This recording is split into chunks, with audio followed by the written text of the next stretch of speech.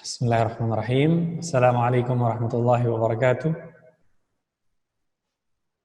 Alhamdulillah, salatu wassalamu ala rasulillah wa ala alihi wa sahbihi wa man walah, wa la hawla wa la quwata illa billah.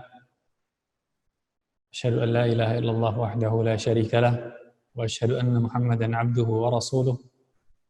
Amma ba'd. Ikhwah sekalian, alhamdulillah kita bertemu lagi hari ini di penghujung bulan Dzulhijjah tahun 1441 Hijriah. Insyaallah biidznillah taala dalam beberapa hari lagi kita akan masuk ke 1442 Hijriah. Semoga Allah Subhanahu wa taala senantiasa mengaruniakan kepada kita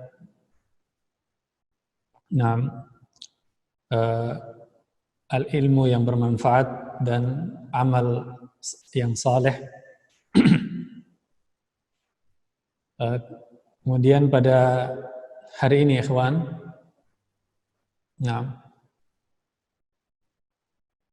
sudah dalam pertemuan kita yang kelima ya, kelima.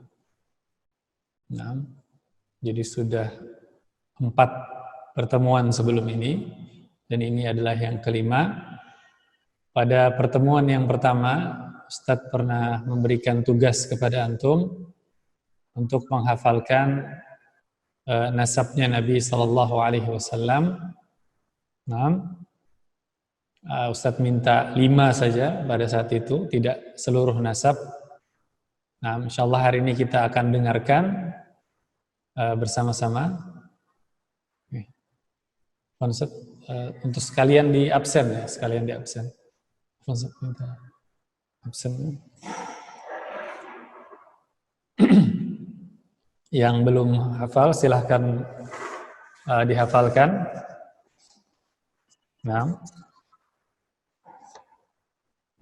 Abdurrahman Umar.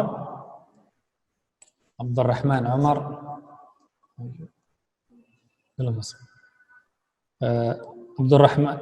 Abdurrahman Hasif. Naam Ustaz. Tafadhal. Nasab Nabi sallallahu alaihi wasallam. Muhammad bin Abdullah bin Ibn Abdul Muttalib Ibn Hashim Ibn Abdi Manaf Ibn Qusay. Ahsanta, barakallahu fiik. Ya, ada 2 orang masih. Sambil menunggu kita teruskan pelajaran kita ya ikhwan pada hari ini pada buku Nurul Yaqin. Silakan antum buka Nurul Yaqin. Pada insyaallah hari ini kita mempelajari tentang pernikahannya Nabi sallallahu alaihi wasallam. Ya, pada pertemuan yang lalu sudah kita pelajari bagaimana ini pertemuan kita yang kelima ya. 4 pertemuan sebelumnya kita pelajari bagaimana garis keturunan Nabi SAW, kemudian kejadian sebelum kelahiran beliau, masa kecil beliau, bagaimana beliau lahir dalam keadaan yatim, ayah beliau meninggal sebelum beliau dilahirkan, kemudian juga akhirnya beliau setelah dilahirkan disusukan di perkampungan Bani Sa'ad, ya, yang mana pada saat itu beliau mengalami peristiwa pembelahan dada. Dan perlu diingat bahwa Nabi SAW itu dalam hidup beliau mengalami 2 kali peristiwa pembelahan dada. Yang pertama kali sudah kita pelajari pada saat beliau berada di perkampungan Bani Sa'ad, pada saat kecil beliau. Kemudian yang kedua nantinya sebelum beliau Mi'raj, ya, pada saat Isra Mi'raj, ya, sebelum beliau melakukan Isra dan Mi'raj, beliau juga dibelah dadanya untuk yang kedua kalinya. Ya. Kemudian setelah beliau berkumpul kembali dengan ibu beliau tidak lama, kurang lebih 2 tahun, akhirnya ibu beliau pun wafat. Maka Nabi SAW akhirnya diasuh oleh kakek beliau yang sudah sepuh, ya, berumur 80 tahun, Abdul Muttalib Namun juga tidak lama kakek beliau meninggal kurang lebih 2 tahun. Maka pada saat Nabi SAW berusia 8 tahun, akhirnya beliau diasuh oleh paman beliau yang bernama Abu Talib. Nah, jangan sampai antum salah, antara kakek Nabi yang bernama Abdul Muttalib dengan paman Nabi SAW yang bernama Abu Talib. Nah, jadi diasuhlah Nabi SAW oleh paman beliau Abu Talib, disayangi sebagaimana anak beliau sendiri. Padahal Abu Talib ini adalah orang yang banyak putranya. Demikian juga beliau hartanya juga bukan yang paling kaya. Namun tetap beliau menyayangi Nabi SAW seperti anak beliau sendiri. Bahkan pada saat beliau saat itu ingin melakukan perjalanan dagang ke negeri Syam, akhirnya dibawa juga Nabi SAW oleh beliau, tidak ditinggal di Mekah, dibawa Nabi SAW. Kita pelajari pada pelajaran yang lalu, dibawa oleh paman beliau ke negeri Syam pada saat beliau pertama kali. Jadi kalau tadi Nabi SAW semasa hidup beliau mengalami 2 kali pembelahan dada, kalau antum ditanya kapan itu, yang pertama pada saat beliau kecil, yang kedua Isra Mi'raj, dan beliau juga 2 kali melakukan perjalanan ke negeri Syam. Nah, Nabi SAW dalam hidup beliau pernah 2 kali melakukan perjalanan ke negeri Syam sebelum dia diutus menjadi Rasul. Yang pertama pada saat beliau berumur 12 tahun, beliau pada saat itu ikut paman beliau Abu Talib. Nah, dan yang kedua sebelum beliau menikah dengan Khadijah. Kalau yang pertama beliau ikut paman, yang kedua beliau sendiri, namun menjalankan usaha perdagangan dari Khadijah radhiyallahu anha bersama pembantunya Khadijah saat itu yang bernama Maisarah. Nah, antum ingat itu Maisarah laki-laki ya, bukan perempuan. Nah, karena ada beberapa nama bahasa Arab kita sebutkan yang walaupun berakhiran ta marbutah seperti Hamzah, Talhah. Nah, itu juga adalah nama laki-laki. Kemudian jadi Nabi SAW dalam hidup beliau 2 kali pembelahan dada, kemudian 2 kali perjalanan, kedua-duanya ke negeri Syam. Nah, negeri Syam sebagai pengingat, hari ini ada terbagi kepada 4 negara, ada Suria, Lebanon, Filistin atau Palestina, dan Urdun atau Yordania. Ini di masa lalu semuanya disebut dengan negeri Syam. Nah, Nabi SAW dalam hidup beliau tidak pernah terdengar beliau melakukan perjalanan ke negeri Yaman, karena pada saat itu bangsa Quraisy mengenal 2 perjalanan, ke Syam dan ke Yaman. Namun tidak semua melakukan semuanya, seperti Nabi, beliau hanya pernah ke Syam saja, tidak pernah ke Yaman. Maka akhirnya ya ikhwan, bisa antum buka pada halaman 30 ya. Antum buka pada halaman 30. Pernikahan dan kehidupan beliau sallallahu alaihi wasallam dengan Khadijah radhiyallahu anha. Nah, dan Nabi sallallahu alaihi wasallam pada saat itu ya ikhwan berusia 25 tahun. 25 tahun Nabi SAW menikah dengan Khadijah radhiyallahu anha, yang mungkin kalau yang masyhur kita dengar, yang sering kita dengar, Khadijah itu menikah dengan Nabi SAW pada saat berusia 40 tahun. Nah, itu riwayat yang sering kita dengar. Namun kalau kita teliti kembali, ya, ada juga riwayat-riwayat yang lain yang menyebutkan bahwa Khadijah radhiyallahu anha ketika menikah dengan Nabi SAW umurnya lebih muda dari 40, kurang dari 40. Ya, disebutkan 28 tahun. 28 tahun Khadijah menikah dengan Nabi SAW, dan ini kalau dilihat dari sudut bagaimana Khadijah melahirkan bagi Nabi SAW 6 orang anak. Nah, Khadijah radhiyallahu anha melahirkan bagi Nabi SAW 6 orang anak, ya, 2 putra beliau, 2 putra dan 4 putri. Nah, kalau perempuan yang berusia 40 tahun itu biasanya sulit untuk melahirkan sampai 6 orang.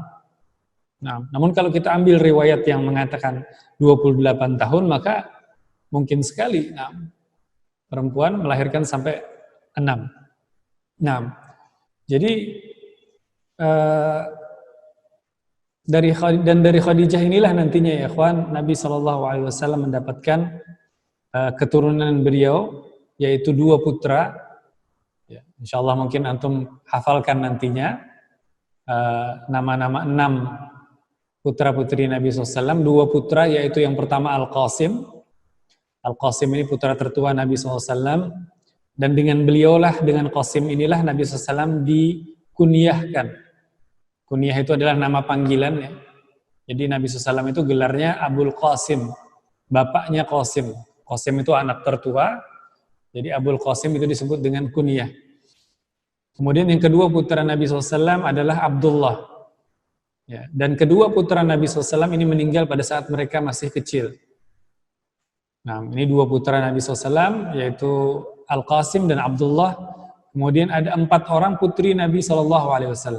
Ada 4 orang putri Nabi SAW, yaitu Zainab, kemudian Ruqayyah, kemudian Ummu Kulthum, dan yang keempat adalah Fatimah. Dan dari 4 putri Nabi SAW ini, 3 orang meninggal sebelum Nabi SAW. Jadi 3 orang, Zainab, Ruqayyah, Ummu Kulthum ini meninggalnya sebelum Nabi, pada saat Nabi masih hidup. Mereka sudah meninggal lebih dulu. Dan hanya 1 orang putri Nabi SAW, yaitu Fatimah radhiyallahu anha, yang masih hidup. Nah, sampai Nabi SAW meninggal, dan meninggal 6 bulan setelah Nabi SAW wafat.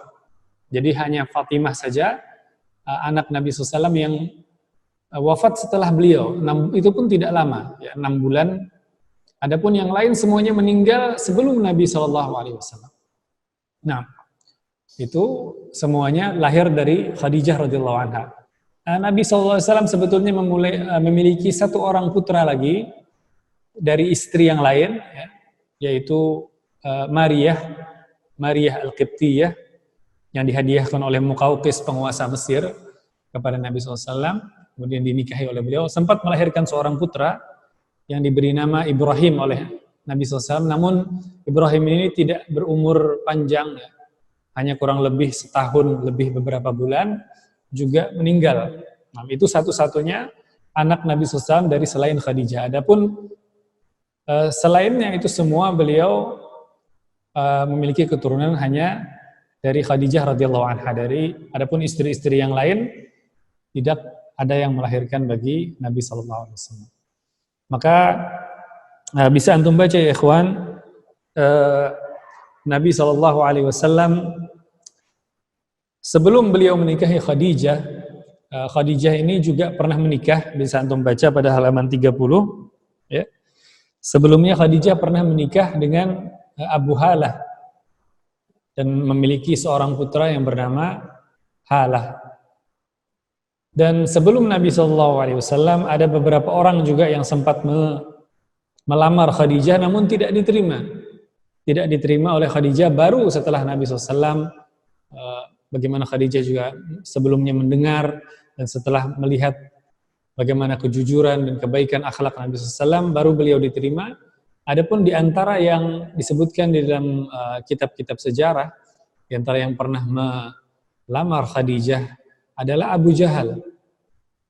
Adalah Abu Jahal yang disebutkan pernah melamar Khadijah namun ditolak. Nah, maka disebutkan bisa jadi ini yang membuat kenapa Abu Jahal menjadi orang yang paling keras permusuhannya terhadap Nabi SAW. Selain faktor kesukuan, ya. Kita tahu bahwa sebelum Nabi SAW diutus, pada saat itu terjadi persaingan antara sukunya Nabi SAW, yaitu Banu Hashim, dengan sukunya Abu Jahal yang bernama Bani Makhzum. Ya, sukunya Abu Jahal itu bernama Bani Makhzum. Terjadi persaingan.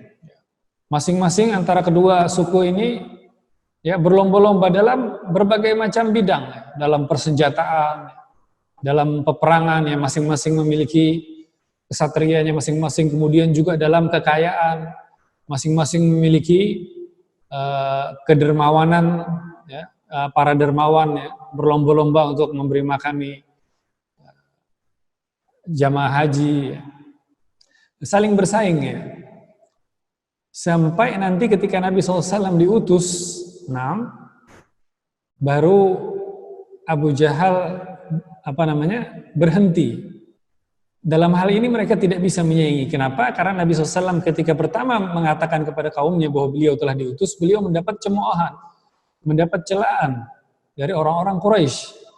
Dan tidak mungkin bagi Bani Makhzum yang merupakan saingan Bani Hashim untuk juga ikut mengatakan bahwa dari kami juga ada Nabi. Nah, tentu akan lebih memalukan lagi daripada Bani Hashim. Nah, karena akan ditertawakan orang, ini ikut-ikutan ya, jelas sekali istilahnya. Namun demikian ya ikhwan, Allah Subhanahu wa taala memberikan hidayahnya kepada siapa yang Dia kehendaki. Ya, terkadang orang terdekat Nabi SAW, yaitu paman beliau sendiri yang bernama Abu Lahab, saudara laki-laki dari ayah beliau Abdullah. Abu Lahab yang senang dengan kelahiran Nabi ya, bahkan sampai yang pertama kali menyusukan Nabi SAW adalah budaknya Abu Lahab yang bernama Thuwaibah. Untuk masih ingat pelajaran kita yang lalu. Namun ternyata Abu Lahab dari awal dakwah Nabi SAW adalah orang yang paling memusuhi. Nah, begitu keras permusuhan Abu Lahab kepada Nabi SAW, sampai Allah Subhanahu wa taala menurunkan surat khusus di dalam Al-Quran yang dinamakan dengan surat Al-Lahab, yang terus dibaca oleh kaum muslimin sampai hari kiamat. Nah, diabadikan di dalam Quran ceritanya, padahal dia adalah paman kandung ya, dari Nabi SAW. Sementara dari kalangan Bani Makhzum ya ikhwan, selain Abu Jahal yang merupakan musuh dakwah, ada juga yang beriman, termasuk yang awal-awal beriman. Bahkan tidak hanya itu, dia juga menyediakan rumahnya ya, ketika para sahabat sudah mulai semakin banyak yang masuk Islam, maka Nabi SAW memerlukan tempat ya yang lebih luas, yaitu di rumahnya Al-Arqam bin Abil Arqam ya. Al-Arqam bin Abil Arqam ini berasal dari Bani Makhzum, suku yang sama dengan Abu Jahal. Dan di rumah Al-Arqam inilah Nabi SAW berdakwah, mengajarkan agama Islam. Banyak dari sahabat-sahabat pada saat itu yang datang ke rumahnya Al-Arqam ini untuk bertemu dengan Nabi SAW. Jadi mungkin tidak dikira, tidak disangka oleh orang-orang, mungkin orang-orang tidak ada yang menyangka satupun bahwa di rumah salah seorang dari Bani Makhzum lah ya, Nabi SAW ternyata berkumpul dengan para sahabatnya. Dan ini memang sengaja mungkin dilakukan, karena kalau dilakukan di rumah Nabi SAW atau di rumah Bani Hashim, keluarga beliau, tentunya akan selalu disorot, dicurigai. Kira-kira kalau tidak di rumahnya, di rumah keluarganya, siapa yang terdekat. Namun kalau di rumah suku yang merupakan saingan ya, atau malah sukunya Abu Jahal, itu mungkin tidak ada yang menyangka, makanya tidak ada yang memperhatikan ke sana. Maka justru di rumah Al-Arqam bin Abil Arqam inilah Nabi SAW mengumpulkan para sahabatnya untuk beliau berdakwah selama beberapa tahun di sana. Nah, itu tadi sekilas mengenai Bani Makhzum bersaingan dengan Bani Hashim. Kemudian kita kembali kepada pernikahan Nabi SAW dengan Khadijah radhiyallahu anha. Nah, dan kemudian ya ikhwan, hiduplah Nabi SAW bersama Khadijah radhiyallahu anha. Dan juga di antara yang terjadi kurang lebih 5 tahun sebelum Nabi SAW diutus, beliau diutus pada umur 40. Pada saat beliau berumur 35 Hijriah, itu terjadi banjir bandang ya, banjir yang besar sampai menghancurkan banyak bagian dari Ka'bah. Jadi Ustaz sebutkan pada pertemuan lalu bahwa Mekah atau Masjidil Haram itu posisinya terletak di lembah. Lembah itu adalah dataran yang dikelilingi oleh gunung-gunung. Jadi kalau terjadi hujan, itu otomatis semuanya airnya ngumpul di Mekah, di Masjidil Haram. Maka sering sekali menjadi banjir, bahkan terkadang banjirnya begitu besar sampai mengakibatkan kerusakan kepada Ka'bah. Termasuk yang terjadi pada saat Nabi SAW berusia 35 tahun.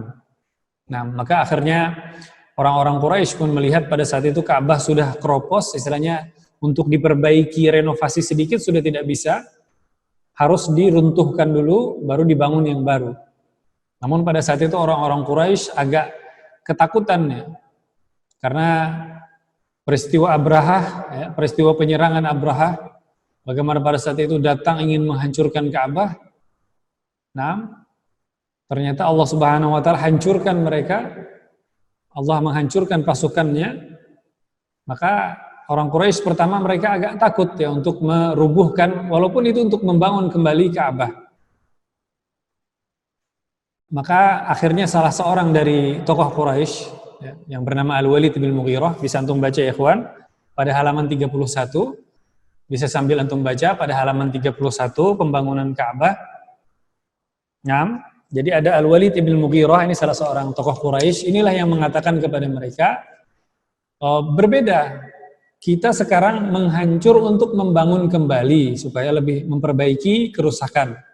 Bukan kita menghancurkan untuk merubuhkan Ka'bah, berbeda tujuannya.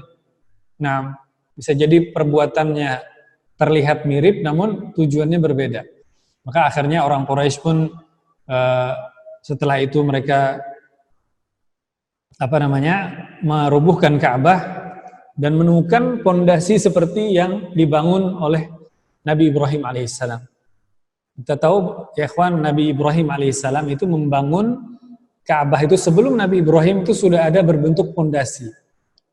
Maka dikatakan dalam Quran, dalam ayat wa idh yarfa'u Ibrahimul qawa'ida minal baiti wa Ismailu rabbana taqabbal minna innaka antas samiul alim. Dan ingatlah ketika Ibrahim mengangkat pondasi dari Ka'bah.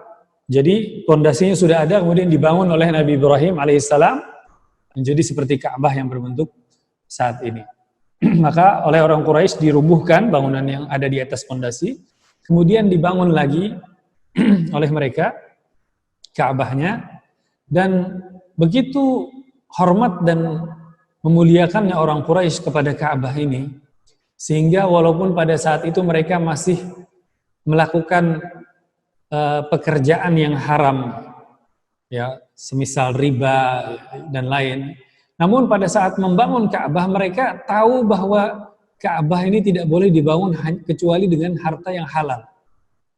Nah, walaupun mereka masih mengerjakan riba, namun orang Quraisy saat itu mereka berusaha bahwa untuk membangun Ka'bah ini saking menghormatnya mereka bahwa ini adalah rumah Allah yang disucikan, maka untuk membangunnya pun harus dari penghasilan dari harta yang suci. Nah, maka akhirnya orang-orang Quraisy hanya mengumpulkan harta yang halal. Mereka berusaha membangun Ka'bah kembali, bahkan termasuk juga Nabi SAW ikut juga dalam pembangunan kembali Ka'bah bersama paman beliau Al-Abbas bin Abdul Muttalib. Dan saat itu ya ikhwan,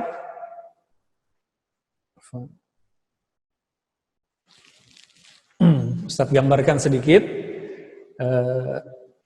bentuk Ka'bah yang dibangun pada zaman Nabi Ibrahim.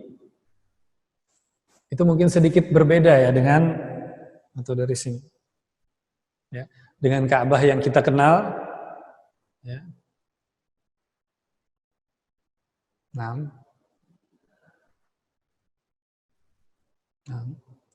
Ka'bah yang dibangun oleh Nabi Ibrahim itu hanya memiliki dua sudut asli ya, yaitu Rukun Yamani dan Hajar Aswad. Kemudian di sini bentuknya seperti ini. Jadi bukan kotak segi empat ya. Ka'bah yang dibangun oleh Nabi Ibrahim alaihissalam itu bukan kotak segi empat seperti yang hari ini kita lihat, namun lebih mirip seperti huruf D ya. Hampir mirip seperti huruf D kapital. Inilah bentuk Ka'bah yang dibangun oleh Nabi Ibrahim alaihissalam. Namun orang Quraisy, ya ikhwan, pada saat pembangunan Ka'bah ini 5 tahun sebelum Nabi SAW diutus, mereka ketika tadi berusaha di awal hanya harta yang halal yang boleh untuk membangun Ka'bah, ternyata mereka kehabisan harta halal. Nah, mereka masih ada harta, namun itu bukan dari penghasilan yang halal, haram, tidak bisa untuk membangun Ka'bah. Akhirnya mereka hanya bisa membangun sampai di sini ya, ikhwan. Nah, jadi orang Quraisy dari sini sampai ke sini sudah habis, tidak bisa lagi membangun, akhirnya cukup sampai di sini. Akhirnya jadilah Ka'bah seperti yang kita lihat pada hari ini, yang memiliki 4 sudut. Ya, makanya sudut yang asli di Ka'bah itu hanya rukun Yamani dan Hajar Aswad. Maka yang ada syariatnya pada saat kita tawaf mengelilingi ke Ka'bah adalah membaca Rabbana atina fid dunya hasanah wa fil akhirati hasanah wa qina adzabannar pada saat melewati rukun Yamani, dan pada saat kita tawaf melewati Hajar Aswad disunahkan untuk mencium, atau kalau tidak bisa hanya dengan mengusap atau memberi isyarat ya. Adapun 2 sudut lainnya adalah 2 sudut tambahan. Maka orang Quraisy tadi ya ikhwan, apa yang mereka lakukan? Karena tidak bisa membangun, tidak cukup harta mereka untuk membangun tambahan ini, akhirnya mereka bikin tembok kecil. Tembok kecil yang akhirnya disebut dengan nama Hijr Ismail. Ya.